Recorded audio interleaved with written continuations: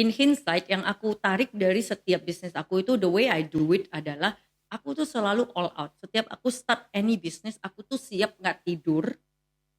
Dari buka mata sampai tutup mata di pikiran aku itu bisnis tersebut, apapun itu. Dan sampai boleh dibilang I breathe that business. Kita tuh harus berani give it. Bukan cuma 100%, tapi benar-benar 500%. Sampai Miss percaya gak sih, aku bisnis apapun itu, aku tidurnya tuh selalu sampai terbawa mimpi bisnis tersebut. Sharing is caring, but it's more than that. Sharing is life changing. Welcome back to Lisa Chang Show. Wow, di episode kali ini gue kedatangan wanita kota Medan yang udah memang sukses. Beliau ini bukan menjalankan satu lini bisnis aja, hampir semua lini bisnis dijalankan. Dari florist, dari wedding, terus kemudian bahkan sekarang juga ke bisnis kuliner. Yang luar biasanya belakangan ini memang beliau punya bisnis sudah go nasional. Dan kabar indahnya, beliau hari ini bakalan ngasih kamu itu tips dan trik gimana sih Anda bisa bangun bisnis yang dari nol, kemudian viral, dan pastinya Anda bisa dilirik oleh investor. Bersama dengan saya di studio, Lilisan. Tante. Halo Miss. Gimana Tante kabarnya? Baik, sibuk banget tapi sibuk yang baik, sibuk yang positif tentunya. Aduh, apa sibuk yang positif? Pagi, saya ngelihat gini ya, Tante punya satu kebiasaan kan, kami tidur, kamu kerja. Ya. Ya kan, kerjanya itu selalu tengah malam. Jangan pernah cari Tante itu kalau di jam pagi hari, kayaknya balasnya itu bisa di tengah malam. Super slow response, bahkan no response kalau pagi. Karena biasanya. Tapi sekarang aku kok melihat Tante itu kayaknya hampir 24 jam aktif terus ini. Enggak, itu karena Miss Lisa kalau jam pagi pasti sibuk, jadi gak lihat Instagram. Kalau kamu perhatikan di Instagram saya itu ngupload foto itu bisa jam 4 pagi, jam 5 pagi ngupload konten ya. Dan nanti mulai jam 1 lagi, jam 2 siang lagi baru ada konten lagi. Terus tidur jam berapa sih? Saya tidurnya rata-rata jam 5 pagi. Jam 3 itu udah termasuk cepet tidurnya. Apalagi kalau jam 1 tidur itu biasanya nap. Bisa bangun jam 3 pagi. Bangun, kalau kamu biasa bangun jam ini apakah Jadi ada terbalik. hubungan? Ada hubungannya nggak sih sebenarnya sama bisnis dengan jam tidur seperti ini? Hard to say ya, tapi memang dari dulu waktu saya masih sekolah, dari SD, SMP, SMA memang sudah susah bangun pagi. Saya itu kalau ngambil kelas, kalau ada pilihan kelas pagi atau kelas siang, saya pasti ngambilnya kelas siang. Kalau pagi saya itu selalu telat. Memang nggak tahu itu bawaan atau apa ya. Memang susah bangun pagi. Oke. Gitu. Jadi waktu saya kuliah juga saya selalu ngambilnya kelas malam atau kelas siang atau kelas sore. Nggak tahu kenapa, memang suka aja. Mungkin somehow jinnya atau Otaknya DNA jalannya di malam hari ya? lebih fokus di malam hari, tapi mungkin ini nggak semata-mata karena DNA atau genetik ya. Menurut saya mungkin kalau Miss pernah nggak sih bergadang sama teman-teman sampai nggak pernah Miss? Jadi kan saya tuh kebalikannya Tante. Saya sebenarnya kadang salut kan. Aku itu kalau jam 1 aja begadang pas kayak ada deadline, habis itu besok saya telat. Tapi lebih fokus nggak menjelang jam 1 itu? Yes, itu ya. Ya. Jadi pokoknya nggak boleh buka laptop. Kalau jam 11 malam tiba-tiba keingat, kerjaan tuh belum kelar, buka laptop nih. Itu bisa kesoran. Bener. Jadi jam 1-nya itu dipaksa tutup. Ya. Nah, karena udah memang ini nggak boleh nih, nanti besok pagi nggak bisa bangun, Ya. kan gitu. Enak kan kerja malam itu? Iya, keluar sih. Menurut idenya. aku karena malam itu nggak ada yang ganggu, semua orang tidur. So we really, kadang ada orang mungkin kalau Miss mau lebih relate, Miss kalau bangun pagi jam berapa? Jam 5. Ya, Jam 5 pagi enak kan? Iya. Gak ada yang ganggu. Bener. Fokus kan? Jam 5 sampai jam 8 udah mulai susah nih. Mendingan kerjaan-kerjaan yang berhubungan dengan meeting itu digeser jam 8 ke atas. Jam 5 sampai jam 8 itu masa tenang. Kalau saya itu jamnya Miss yang jam 5 itulah jam yang malam saya. When everybody is asleep, baru benar-benar fokus buat kontennya itu, kecepatannya, efektivitasnya jauh lebih cepat daripada kalau saya buat konten di sore hari. Nggak kelar-kelar kalau buat konten di sore hari, tapi kalau malam hari bisa, yang di sore hari butuh 2 jam, malam hari bisa cuma 45 menit udah kelar. Mungkin karena itu ya memang faktor di orang-orang udah tidur. Itu yang mungkin orang nggak sadar, dan kalau nggak dijalani orang nggak bisa relate ya. Itu Nggak efek ntar ke kesehatan kamu sendiri. Jadi saya pernah cari dokter. Oke, nah ini Sampai ilmu. benar-benar cari dokter untuk hal ini karena keluarga saya udah komplain semua. Kamu gara-gara beginilah kamu makanya muka kamu pucat, makanya kamu itu sering pusing-pusing, sering pingsan. Coba cari dokter. Mungkin gara-gara lifestyle-nya kamu. Jadi saya cari dokter. Dokternya lumayan, pokoknya saya cari yang the best lah yang udah direkomen orang. Saya ngobrol sama dokternya, dok bener gak sih kalau misalnya kita tidur body clocknya itu terbalik sama yang seharusnya. Jadi dokternya bilang gak apa-apa asal setiap hari jamnya sama. Jadi jangan hari ini kamu tidur jam 5 pagi, besoknya jam 1 pagi, besoknya lagi jam 9 malam. Body clock kamu gak bisa nggak stabil jadinya. It's okay kalau misalnya mau hidup lifestyle-nya seperti itu, tapi harus konsisten. Jadi body clock-nya itu nggak kacau balau gitu.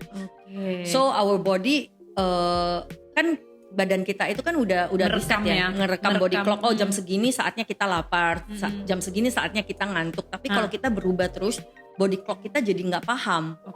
Kita ini saat ini ngapain, saat ini ngapain. So it's unhealthy that way.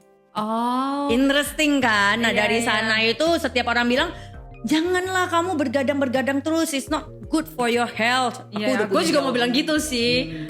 Terakhir aku diceramain juga. Dan itu udah dokter yang recommended dan memang dokternya itu terkenal dokter saraf otak kalau nggak salah. Sampai kita udah cari yang the best lah. Kamu sampai cari saraf otak sih? Sampai penasaran. Biar diam orang-orang gitu. Ya sekarang aku ngerti. Ya anggap aja kamu tinggalnya di UK kan. Benar. That's all. Am I right? Cuman ada kekurangannya memang. Saya jadi kurang vitamin D. Karena nggak dapet cahaya Cahaya matahari. matahari. Dan ternyata bener, jadi waktu kita tes kan kita nggak pernah kan ngetes vitamin D Iya, sebelum adanya pandemi. benar. So kemarin itu ada ngetes antibody, ternyata vitamin D saya itu I think the lowest kita pernah denger deh dari teman-teman semua. Ada yang low tapi punya aku tuh udah yang paling low, kalau nggak salah cuman 8 ya. I think standarnya paling low itu harus 20. Kecil banget kalau 8. Iya, it is. Oke. Sampai aku kan ini konsultasi sekilas sama Dr. Stephen Guntur. Dia bilang ternyata memang orang-orang di Rusia yang memang jarang sinar mataharinya, memang di sana itu orang vitamin D-nya selalu low.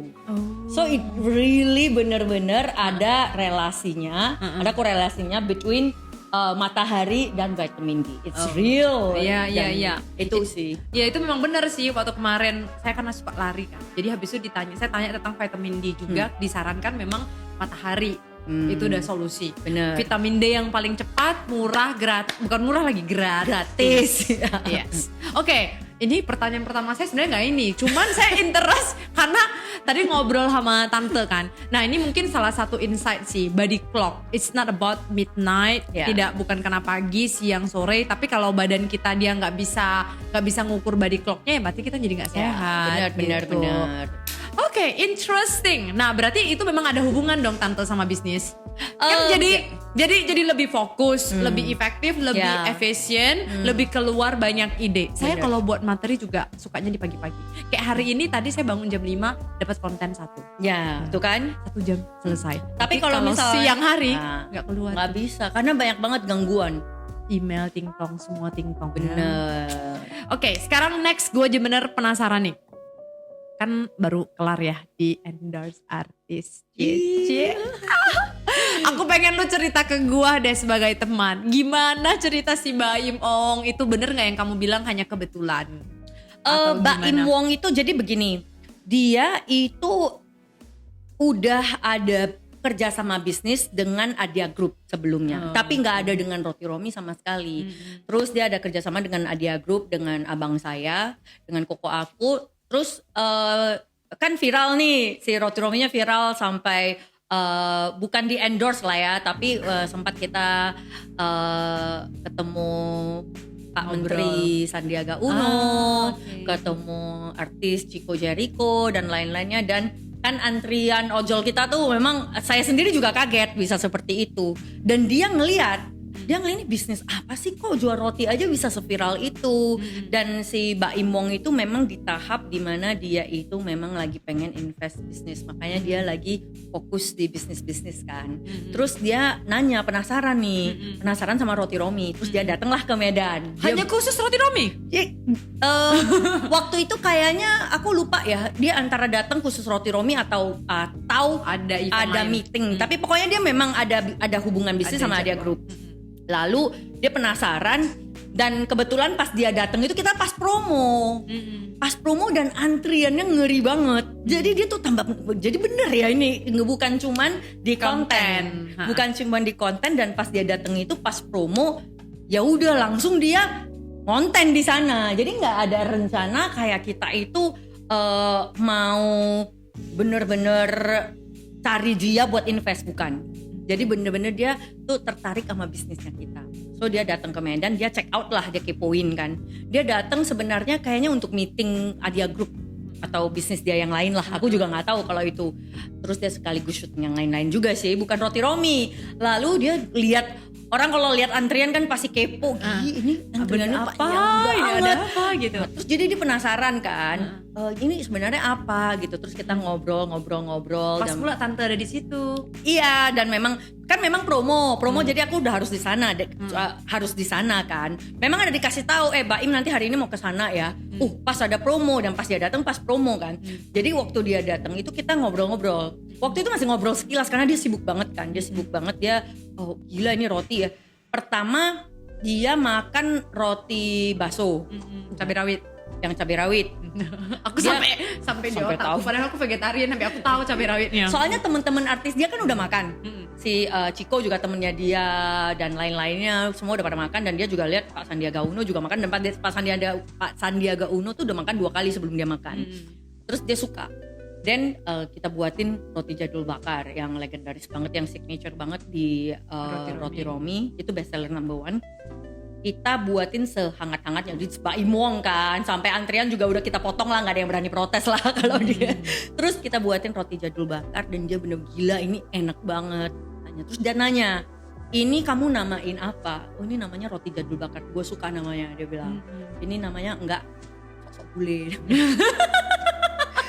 Gue suka namanya. Terus ini mengingatkan gue sama roti jadul gue kecil. Ini pakai mentega kan, pakai itu nggak boleh sebut brandnya. Ini pakai ini kan, terus kayak bener-bener waktu gue makan tuh gue langsung teringat masa gue kecil, dia bilang. Terus dia nanya, ini berapa? Oh ini harganya. Itu bener-bener nggak setting. Dia bener-bener nanya gitu kan, sampai staff gue juga bingung ini mau jawab apa, takut salah ngomong kan. Terus ya staff gue jawab apa adanya. Oh ini 50-an ribu. Hah sekotak gini cuman 50-an ribu gitu. Gila, ini konsepnya oke banget. Konsep oke. Branding oke, produk oke. Terus habis itu ya udah, gue kira dia juga cuman ngomong-ngomong doang kan. Nanti ya gue bawa ke Jakarta gimana gitu. Gue kira beneran gak sih gitu. Terus dan a few days later kita meeting beberapa kali. Terus dia bilang oke, I think ini produk yang tepat buat gue. Karena gue sendiri suka produknya, gue suka konsepnya, gue suka cara brandingnya. Karena cara branding gue kan gak yang serius-serius banget ya, lebih ke kayak kita bercerita, ada ceritanya, terus kita benar-benar apa adanya, terus kita juga suka ada value di giving back, which is dia banget. Dia juga bilang ini roti Romi gua banget. Terus namanya juga roti Romi kan, kayak Mimpi Indah. Roti Mimpi Indah. Katanya namanya juga udah bagus, gua suka gitu. Karena ini bukan sesuatu yang dibule-bulekan. Justru kita malah nusantarakan barang ini gitu, dan dia suka ternyata. Jadi after that kita ngobrol-ngobrol. Dari the first meeting udah langsung jatuh cinta. The first meeting jatuh cinta, tapi kan kita masih masa bener sih Mbak Imong invest. Sampai bisa tidur gak malam itu lo langsung? Aku sebenarnya kayak ini mimpi atau enggak ya? Yang menawarkan invest di roti Romi udah banyak banget. Udah banyak banget dari waktu dia pertama viral itu kan. Kita viralnya bukan dari Mbak Imong, justru kita viral baru menarik perhatian dia kan. Tapi sejak dia endorse tambah viral lagi gitu. Jadi udah banyak yang menawarkan invest, tapi kita itu kan tipe orang yang kalau mau invest tuh aku pengen dia tuh bisa bring value.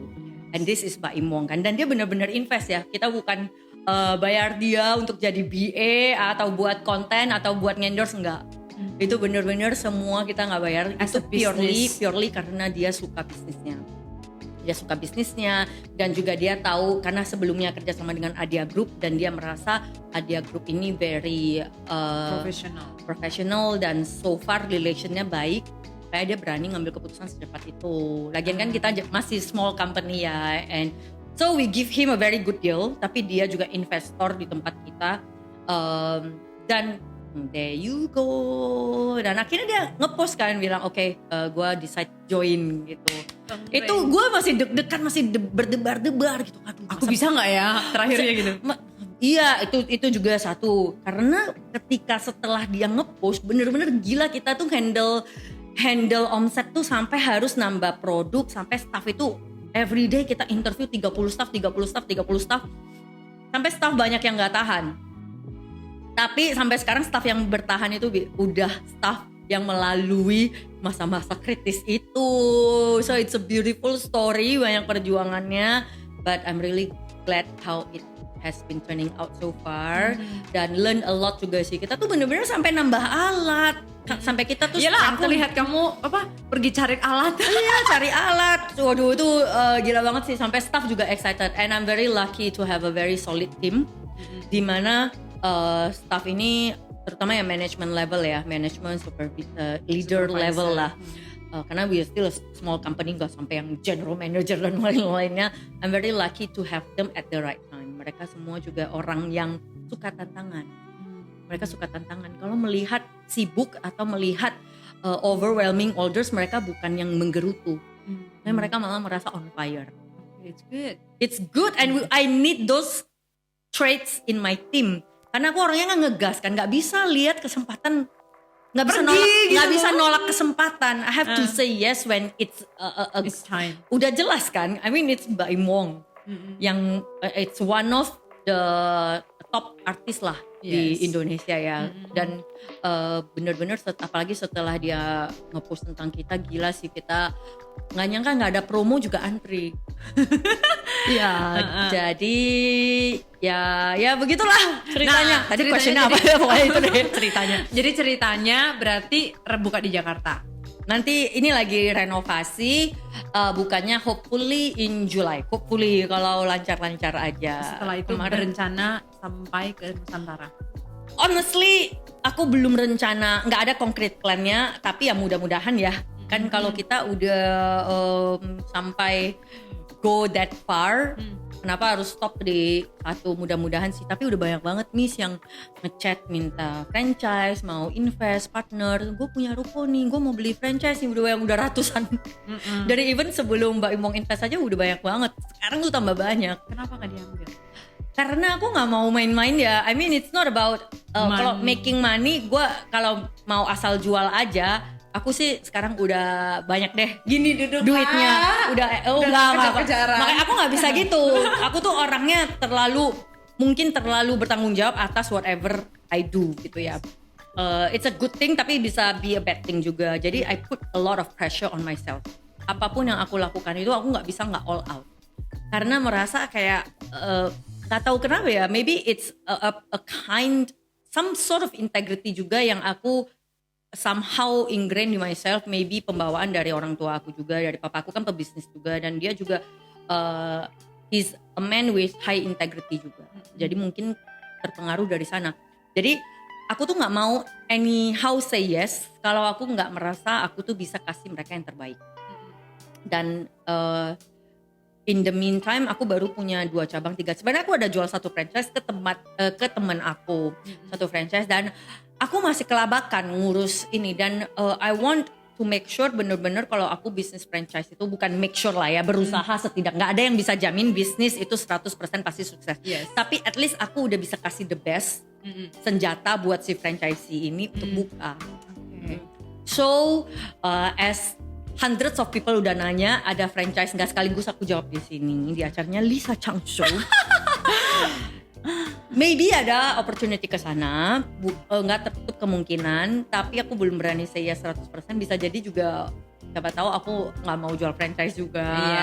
Karena I'm not sure. Aku biasanya take things one step at a time. Yang pasti kita bakalan buka di Jakarta itu flagship store-nya. kita buat cakep, konsepnya juga bagus banget, and we invest quite a lot di sana. Mudah-mudahan dari sana baru we take it from there deh. Tapi yang pasti bukan itu yang terakhir. Iya. Itu udah Tapi nggak perlu khawatir kok. Setahu saya banyak beberapa kota di Indonesia mereka ada buat just tip roti romi. How do I know? Jadi gue terkejut ada salah satu kota di Jambi namanya Muara Bungo. Tiba-tiba muncul lah di tempat aku kan just tip Muara Bungo. Jadi karena kebetulan family stay di sana. Oh, Di Muara Bungo itu. Oh, Jadi habis itu kayak roti romi. What? Roti romi goes to Muara Bungo. Gue sempet gitu loh. Gue kayak maksudnya sampai dikenal itu di kota-kota ya. Kayak kalau misalnya tadi Surabaya. Iya. Terus Jadi sampai ke kemudian Muara Bali gitu. Terus yang kayak segitunya kan. How viral is it? Kamu juga tahu ada yang Muara Bungo? aku tahu Ini Muara cuma Bungo itu satu. dari si Just Tip itu Muara Bungo di mana? Aku masih nanya Jambi, dia Jambi. gitu karena dia pakai pengangkutan ngantarnya, pengangkutan darat kan. Itu Muara Bungo di mana sih? Di Jambi katanya. Baru aku Google. Oh, beneran di Jambi tapi kota kecil ya? Iya, Kota kecil ya, Miss? kecil. It's crazy Kota sih. kecil. Jadi I mean it's like kayak gini. Tapi kalau tadi Semarang, Surabaya mungkin yang udah kota besar gue kayak orang udah tahu ya kan. So kayak aku waktu lihat ini, gue kayak wow, it's wonderful gitu. Jadi nggak perlu khawatir sembari nunggu lu mau cicipin cari Just Tip atau lu mau tes Just Tip kali aja di pecuan. Well, nah kita ngebahas ini roti romi yang tadi kan kita bahasnya si Mbak Im Wong dan Curly memang itu adalah bukti ketika kita memberikan sesuatu yang terbaik kita Ya, bisa bener. menarik orang yang Bener. sefrekuensi dan seenergi itu kan. Bener Nah, banget. sekarang kasih tips dulu. Gimana memulai itu roti sampai bisa se-viral itu sehingga Mbak Im Wong pun bisa melirik. Mungkin bisa di-share tips nih, sharing. Sebenarnya I don't know ya tips apa yang konkret sebenarnya, Yes. Miss. Tapi menurut share aku dari sih- pengalaman diri. Iya, mulai pengalaman. pertama kali mulai si roti itu karena aku ingat waktu pertama mulai roti pokoknya tanteku ini joget terus lah. Pokoknya joget terus lah. Am I right? Sampai kalau kami bilang gini kalau ketemu si Lilisan, tante Lilisan gak diajak joget. Iya, nggak benar. tante. Pokoknya saya masih ingat tuh kayak beberapa tahun lalu TikTok nggak seviral ini. Pokoknya joget. Dan today you make the businesses work. Is it because of only TikTok dancing? Of course bukan dong. Iya. Segampang itu udah banyak TikTok dancer Udah buat bisnis datang ya? juga dong. Tapi menurut aku bisnis itu is getting trickier and trickier nowadays. Aku udah start bisnis itu bukan baru-baru ya. Yes, kan banyak bisnis ya. Dari 2007. Even sebenarnya waktu aku SD juga udah jualan-jualan. Memang hobi. What? Jualan Hobi make apa SD? money. Coba cerita dulu perjalanan mulai SD bisnis tuh bisnis apa? Jadi jualan SD kelas 6 itu masih jualan itu. Miss mungkin generasi kita berbeda ya. Dulu ada kayak pakai aku lebih mudah. pita satin kecil itu buat jadi gantungan kunci. Ada yang warna hijau, pink, nanti Ya. dibentuk-bentuk panjang. kayak segi empat Yes, panjang gitu. ya. Ada. Aku jualan itu ke teman-teman aku. Siapa yang buatin itunya dirimu? Aku buat sendiri. Jadi aku buat terus jual gitu. It's not a big business But you obviously. started. Tapi ternyata kalau aku flashback itu memang panggilan untuk bisnis itu dari dulu udah ada, dan dari kecil pun kalau aku ditanya cita-citanya apa, I've always wanted to be career woman. Nggak pernah ada itu ibu rumah tangga, nggak pernah. Ada temen aku tuh cita-citanya ibu rumah tangga. Waktu dia bilang gitu aku sampai berkaca sendiri, kenapa ya itu sama sekali Tidak terbesit. tidak terbersit gitu. Not meaning it's a bad thing. Yes. Tapi bener-bener itu bukan aku banget, karena aku orangnya nggak sabar. Wah gila kalau gue lihat teman-teman yang punya anak. Suami lu pasti sabar banget ini. Udah harus dong. Kalau dibilang sabar enggak sih. Dia memang kalau my husband itu tipe yang memang generally udah happy dari basically baseline of happinessnya itu memang udah very gampang to achieve. Kalau ngomong baseline of happiness itu ada teori, NLP ada lagi psychology ya. teori ya.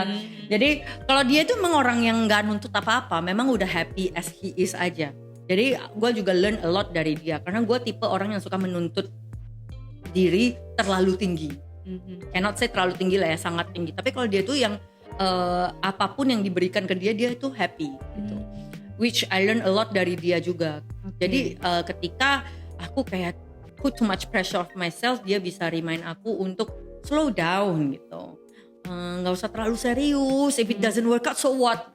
Jadi ada yang selalu bring me back to that other perspective, which I think is very important. Setelah saya belajar NLP dan lain-lainnya, saya baru sadar ternyata kita bisa melihat segala sesuatu itu dari so many aspects and it's very interesting. Benar.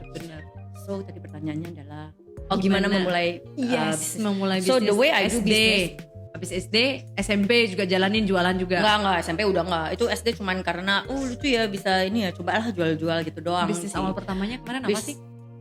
Yang paling pertama di Medan ya, kita after graduating dari uni itu bisnis pertama wedding planner. Wedding organizer. Itu aku bener-bener sendiri banget. Itu kalau fast forward tuh sekarang lah ya biar gak kepanjangan, nanti durasinya 3 jam pula kalau ngobrol gak berhenti. Nah, so fast forward to now, jadi aku dulu tuh business wedding planner. Habis 1 year after aku buat Brides on 22 wedding gown, wedding photographer, apalagi makeup kan, dan yang lain one stop wedding lah biasanya One kan stop semua wedding orang bridal nama paling Bridal. umumnya bridal. Yes. And then after that aku juga ada bisnis bunga, after that juga ada bisnis catering sehat dan lain-lain, yang sampai sekarang tuh yang paling lately itu Roti Romi. Dan aku juga going back in hindsight, yang aku tarik dari setiap bisnis aku itu, the way I do it adalah aku tuh selalu all out. Setiap aku start any business, aku tuh siap gak tidur. Dari buka mata sampai tutup mata di pikiran aku itu bisnis tersebut, apapun itu. Dan sampai boleh dibilang I breathe that business. Sampai suami aku tuh selalu, wah, tapi dia nggak main and he always supports me 100%. Kayak kalau sekarang sih dia selalu bilang, wah dulu setiap kali ini ya anak roti banget, di pikiran lu roti terus gitu. Emang bener Untung bener. gak jangan manggil saya sayang jadi roti. Bisa jadi kalau kelamaan. But that is how I do business. Jadi itu kalau tips dari aku, kita tuh harus berani out, give ya. it. Bukan cuma 100%, tapi bener-bener 500%. Sampai Miss percaya gak sih, aku bisnis apapun itu aku tidurnya tuh selalu sampai terbawa mimpi bisnis tersebut. Makanya bisa keluar Roti Mimpi Indah jadinya ya. Oh iya juga ya. Mimpi Indah itu comes after si Romi. Romi itu toko kasetnya kakek nenek aku. So my late grandpa and grandmom, they play a really great role. Sampai sekarang kalau aku ingat mereka tuh aku bisa kangen banget gitu. And mereka juga adalah menurut aku somehow suka segala sesuatu yang berbau zaman dulu memang. Nah, Flashback berbau memory, nostalgia, kenangan indah di masa lalu gitu. And me and my brother, kita tuh very close sama kakek nenek kami. And sayangnya they pass away pretty early in our lives. Jadi mereka nggak bisa.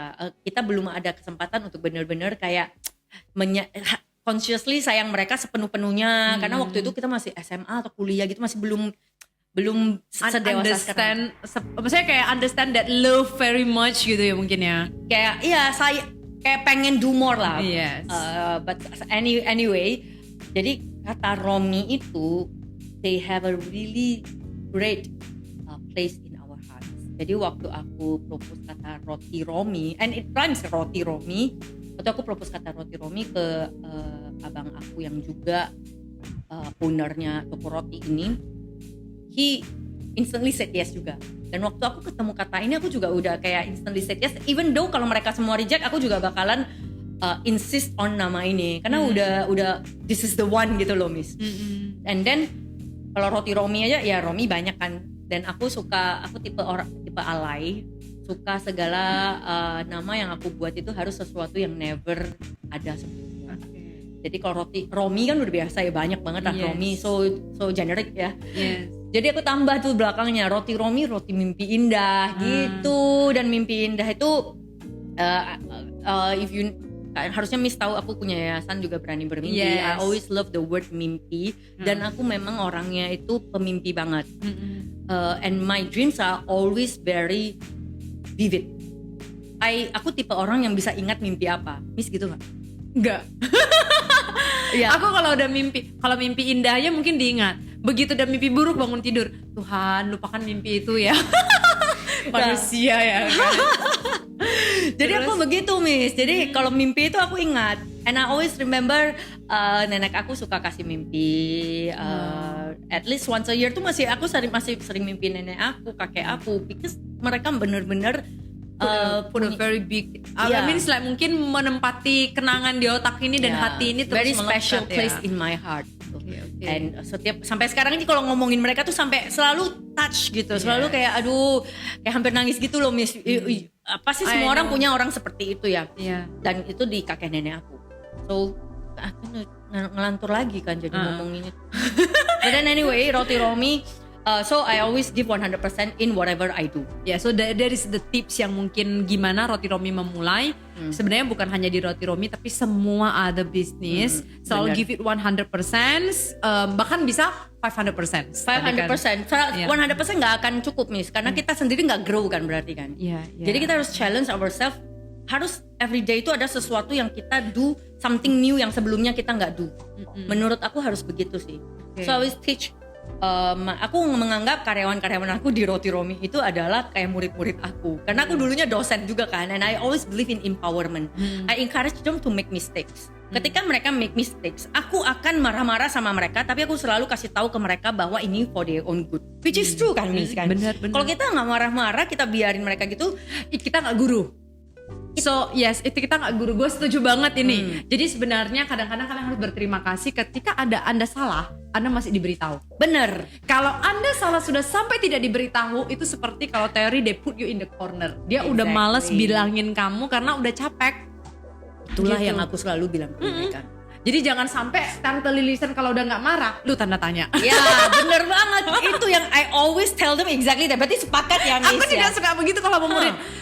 Jangankan sama murid gitu, sama staff juga gitu, sama tim. Tapi kalau Anda kayak udah nggak dapet project, terus kayak nobody care with you, tapi then you have to ask yourself. Ya bener. Kayak, Kalau oh udah my nggak ada yang marahin. Aduh, kalau kali ini gue akhirnya sama. Kali aja aku juga bisa seperti tante suksesnya di usianya. Miss lu udah sukses banget loh. Tapi ya never enough lah ya. That's human ya. Ya, You jangan- juga sama kan. jangan pernah puas. Oke.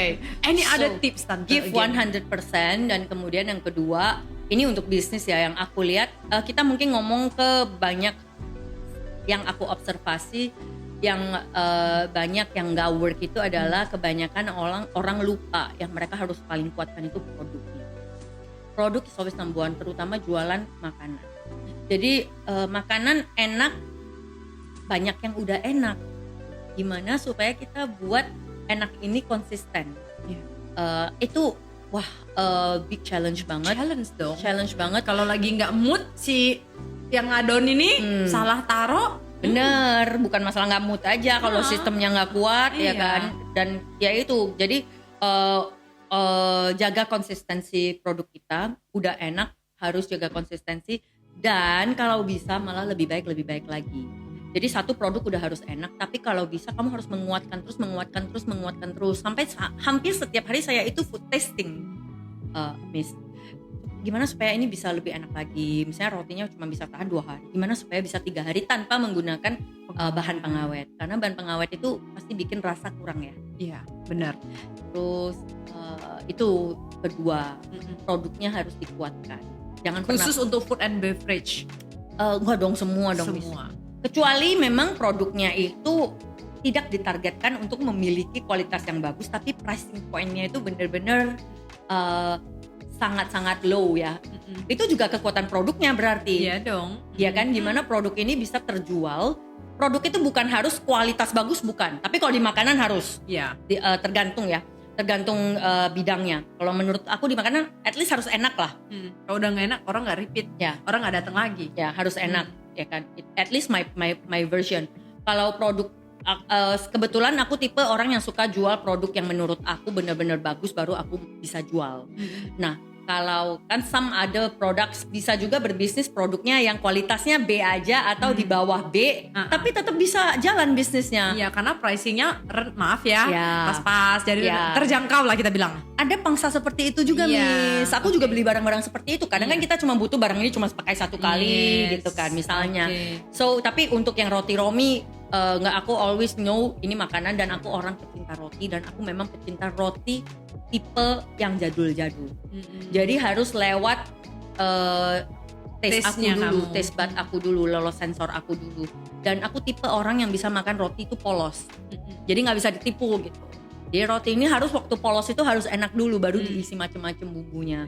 So aku adalah salah satu ini kritikus untuk roti-roti atau produk-produk di Roti Romi, tapi tentunya aku percaya nggak boleh cuman berdasarkan lidahnya aku.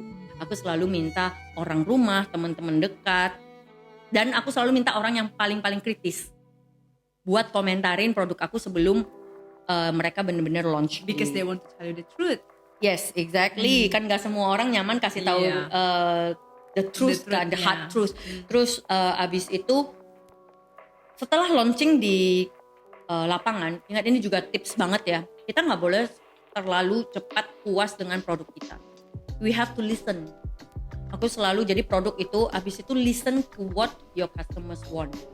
Itu penting banget sih. Itu bukan hanya di jualan makanan ya, di manapun sebenarnya. Even buat konten TikTok, mau jadi TikToker. Aku tuh jadi tante tank top tuh gara-gara aku listen very attentively to what my viewers, my audience love to hear or see. Sama konsepnya kan jadi TikToker juga bisnis kan? Yes, Personal sekarang brand. YouTuber juga as a business. Exactly, They dapat earn duit, endorsement itu bisnis juga kan. So di roti ini juga I keep asking, sampai sekarang gue masih pegang DM-nya Instagramnya Roti Romi barengan sama admin aku, tapi aku sering chat random ke customer, hampir tiap hari aku nanya gimana rotinya, ada masukan enggak. Dari sana I learn a lot about the product. Some customers mau kasih tahu yang benar-benar positif, dan ketika ini juga mungkin banyak orang yang self defensive ya kalau dikasih kritik ya. Kalau aku tuh paling anti self defensive. Aku merasa orang kalau mau kasih masukan sekaligus itu komplain pun aku terima dengan lapang dada. Kenapa? Karena aku tahu ternyata aku masih ada room for improvement di sisi itu. Because feedback is the key to be a champion. Jualan SML1 aku tadi. SML1. Enggak, tapi bener kan? Feedback is Bener the key banget. to be a champion. Ya jarang orang, karena kalau kita bilang feedback kan, orang sudah menyempatkan waktu untuk ketik dan beritahu kepada kita, berarti they care with us. Benar. Mereka benar-benar pay attention. If they don't tell us anything, dan ya enggak. Cuman ya you are very good with this part. So kamu kalau nanya-nanya memang biasanya banyak yang kasih komen positif atau negatif sih? Dominan. 99% positif ya, karena orang apalagi di Indonesia kan memang culture Very kita good itu word. very polite gitu. Dan tapi some people karena they know I care, they really tell me the truth. Kayak misalnya kemarin itu apa ya yang baru terakhir ini saya dengar adalah Srikaya. aku lupa sih. Srikaya yang apa Miss? Kok Miss yang tahu ya? Aku kan aku memang gak makan rotimu karena vegan, tapi ada aku melihat kontenmu. Oh iya, kontenku yang tentang apa Miss? Aku lupa loh. Tapi pokoknya Kadang terakhir kan yang kayak selesai itu yang Srikayanya sampai meluber-luber loh. Terus cabai rawit. Enggak, makan tadi tanya yang mana, apakah yang Srikaya. Terus kemarin kamu kan sering sekarang udah masukin kayak buah-buah punya gitu kan, kayak pernah sekali yang aku ingat lebih ke sekarang ada yang model kayak ulang tahun kayak oh ulang ya tahun. yang ulang tahun itu it's a very beautiful story. Ini malahan customernya nggak komplain. Aku sendiri yang ngerasa bersalah. Jadi kemarin itu ada kan kita sekarang buka 24 jam by the way.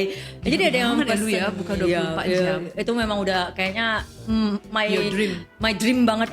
Lifestyle dia punya bisnis 24. Mungkin karena itulah nocturnal body clock itu kan. Setiap malam ada yang teman. Jadi banyak yang pesen birthday cake after 12 o'clock or before 12. Karena ternyata banyak orang last minute kan pesen birthday cake, birthday roti kalau di tempat aku. Jadi dia tuh pesen mau ada plat coklatnya. Kebetulan kalau malam kita nggak standby plat coklat karena biasa yang bisa so far di tempat kita yang bisa nulis cantik itu masih anak dapur. Sedangkan anak dapur waktu itu yang bisa nulis sudah nggak ada. Jadi yang ada cuman anak penjaga toko yang namanya Midnight ya. Midnight yang jaga cuman 1 atau 2 orang, aku nggak ingat sih for sure. Tapi satu anak ini dia karena kita udah matiin nih. Si customernya nulis gini, saya bener-bener pengen plat coklatnya gitu, dia tulis di note kan, pesan online dari aplikasi, saya bener-bener pengen coklatnya, kayak gitu. Saya sempat baca loh itu Miss karena saya belum tidur, tapi saya nggak ngeh plat coklatnya habis waktu itu. Biasanya kita ada standby tapi hari itu habis. Terus besoknya bangun, customernya nge-tag kita, dia fotoin, dia nge-tag kita, amburadul tulisannya Miss. Jadi Ternyata staf aku yang malam itu dia bela-belain ngambil plat coklat yang kosong, dia ngambil krim putihnya, dia nulis sendiri. Tapi dia nggak ada pengalaman buat nulis itu, dan nulis itu nggak sama kayak nulis biasa. Even orang dapur saya aja harus training berminggu-minggu. Gitu Miss. Jadi dan itu plat coklatnya juga kalau asal tulis dia bisa lepas. Jadi jelek banget Miss. Sampai dia ngepost kan. Jadi saya bilang sampai saya sendiri minta maaf ke dia. Padahal dia ngepostnya nggak ada ngungkit kejelekan si plat coklat. Dia malah bilang terima kasih Roti Romi sudah memberikan solusi kepada saya karena malam ini saya last minute pesan birthday cake. Senang banget ada toko roti yang buka 24 jam di Medan sekarang. Dia ngepostnya semua hal positif dan dia be grateful banget. Itu orang bahagia banget ya Miss. So grateful ya. That's why. Tulisannya hancur lebur, nggak kebaca lagi happy. Dia pun happy. Dia pun happy. Dia nggak komplain sama sekali. Tapi saya ngechat dia, Kak maaf ya, ini sebenarnya nggak seharusnya kayak begitu. Maaf banget. Ini saya ceritakan apa adanya banget. Staff saya kebetulan yang jaga, dia nggak train untuk melakukan ini. Tapi dia melihat note-nya kakak mau begini. Dia bela-belain buat gitu. Hasilnya bener-bener gak seharusnya terjadi gitu kan. Dia bilang, hahaha, dia masih ketawa Miss. Mungkin karena dia melihat kita itu bener-bener berusaha. Tapi ya itu aku belajar sih dari customer itu. Tapi staff itu. Jadi akhirnya dari sana saya belajar. Sekarang plat harus disiapin sebanyak-banyaknya. Dan anak-anak penjaga toko juga harus di training menulis plat. Jadi dari sana kita belajar lagi kan. It's very interesting sih. Jadi even aku tuh saking care-nya itu orang gak komplain juga. Kalau aku lihat dia gak komplain itu aku malah sebenarnya cari masalah kan Miss kan. Cari masalah. Terus lu kirimin cake lagi balik ke dia? Kemarin tuh kayaknya enggak Miss. Ya. Next harus I should have ya. Iya dong. Iya kan, waduh. Kan ibaratnya tadinya dia gak komplain, dia akan merasa oh this is another compliment. Ini loh mbak yang harusnya sebenarnya begini gitu. Oke. Ya I should have ya. Tapi waktu itu sampai aku tuh udah panik banget. Pokoknya yang aku lakukan itu bener-bener aku panik banget. Karena aku bener mau dimarahin juga kasihan, dia udah niat banget. Yes. And I have to value attentionnya dia, intentionnya dia buat do the best for the customer. Aku bener-bener panik banget. Jadi yang aku lakukan waktu itu adalah minta maaf. Habis itu aku langsung meeting sama staff dapur untuk ini next stepnya harus begini ya gitu. Terus dia juga yang waduh gini ya bla bla bla bla bla. But I did remember, aku kasih tahu dia next kalau mau pesan lagi langsung hubungin saya. Oh, I give her my phone number, my private phone number. Oh, that is another gift. Yeah, I think it's better. Karena I don't anyhow give phone number ya. Tapi aku I did remember, I gave her my phone number. Aku bilang lain kali kalau butuh apa-apa kasih tahu saya ya. If anything yang aku bisa kasih lebih, aku akan kasih lebih gitu. I did remember ya. Itu yang itu extra treatment yang aku kasih ke extra service. So ini ketika ada orang yang komplain, when we got the problems, we give them another compliment with our own way. Tapi bukan kayak sogokan, tapi lebih tepatnya adalah appreciate them. Okay. Well, jadi ini tipsnya udah dapat ya teman-teman ya. Tips yang ini adalah feedback is the key. Feedback is the key to be champion. Listen. Champion juga dong. Iya. Listen, because when you listen, you can grow. Yeah, exactly. Tante, ini kalau kita ngobrol bakalan panjang. Aku penasaran sih. Ya. It's okay. Ini kita bisa bagi beberapa part kok. Aku penasarannya gini. Why you work so? You have so much money, baby. Ini pertanyaan netizen. Itu Kak Lilisan udah banyak bisnisnya, okay? You have mana bisnis kamu udah banyak, semua sudah ada. Apa yang membuat kamu itu kayak we call it you supposed to be, kalau lu mau milih ya, duduk jalan-jalan, menikmati hidup kalau boleh milih kan. Kalau bisa milih, harusnya bisa. I tried that before. Then why you work so hard? It's a very very dangerous mindset ya. Kalau kamu start bisnis hanya for the sake of starting business supaya the sake of pride, atau kamu kira bisnis bisa buat kamu kaya, itu salah banget. I never do business buat jadi kaya. I do business karena aku merasa aku punya kekuatan di produk ini. Sharing is caring, but it's more than that. Sharing is life changing.